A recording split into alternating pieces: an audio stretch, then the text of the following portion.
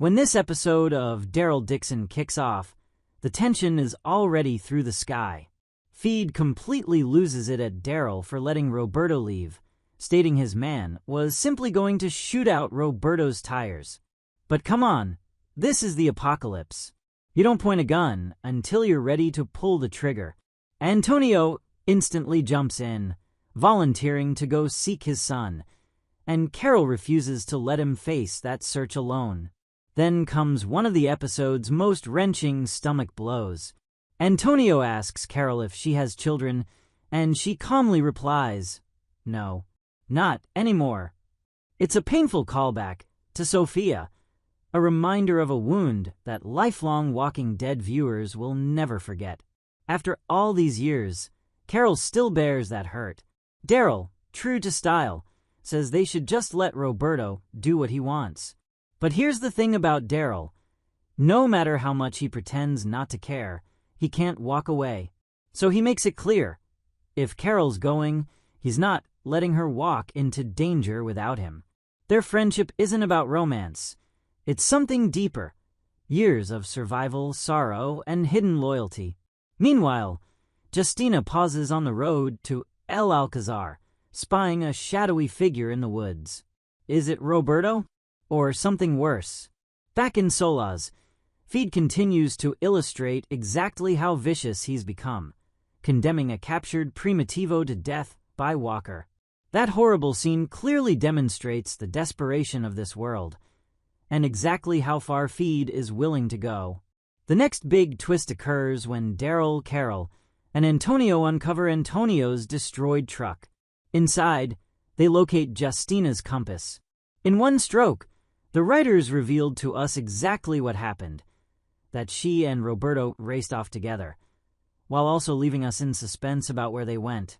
Roberto's irritation boils over as he pounds on Fede's door, screaming Justina would never willingly go to El Alcazar. His desperation is intense, and it pulls Daryl into his own awful memories of childhood, chaos, shouting, growing up in survival mode. He tells Carol, "It's not our fight." But Roberto strikes out with anger. "You are why we came back, and now she's gone." It's cruel, but it's the voice of sadness, wrath, and youth in the apocalypse. Even as Daryl focuses on mending the boat, using that rudder they scavenged, Roberto spirals. He tells Daryl he doesn't even want to come anymore, that he can't live without Justina.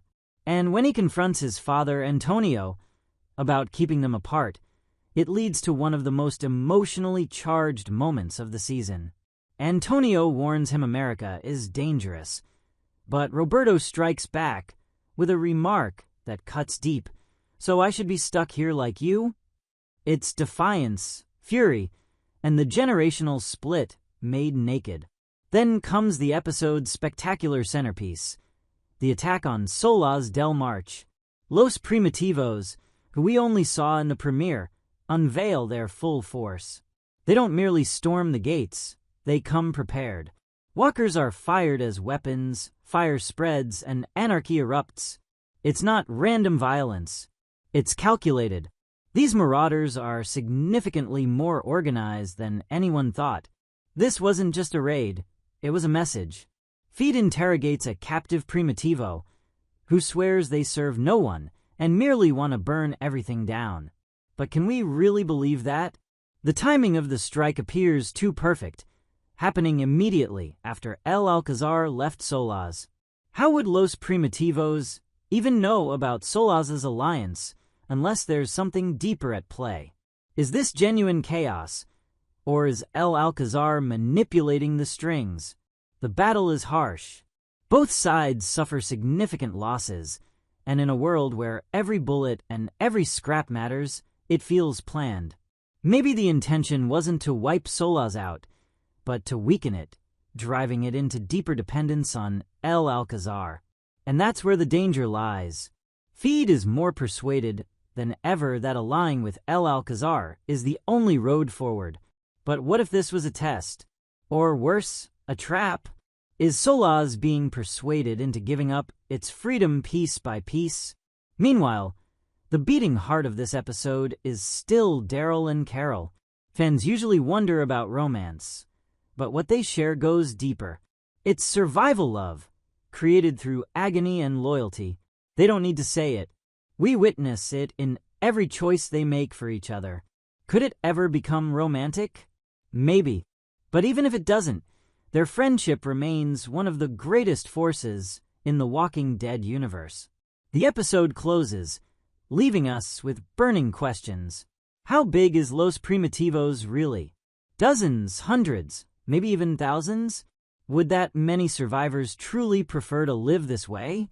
It feels like they're being set up as more than simply raiders, maybe pawns in a much greater game. And what about the firearms trade feed made? It spared them for now, but will the cost come back to haunt Solaz?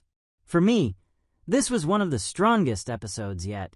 It blended character-driven heartbreak, Carol's Sophia callback, Daryl's childhood pain, and Roberto's fury, with large-scale action that reshapes the world of Daryl Dixon.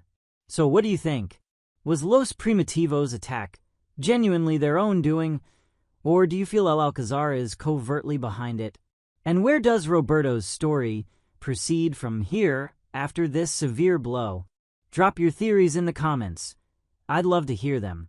And if you love this analysis, make sure to like, share, and subscribe so you don't miss my next review. This season is just heating up, and it's only going to get darker from here.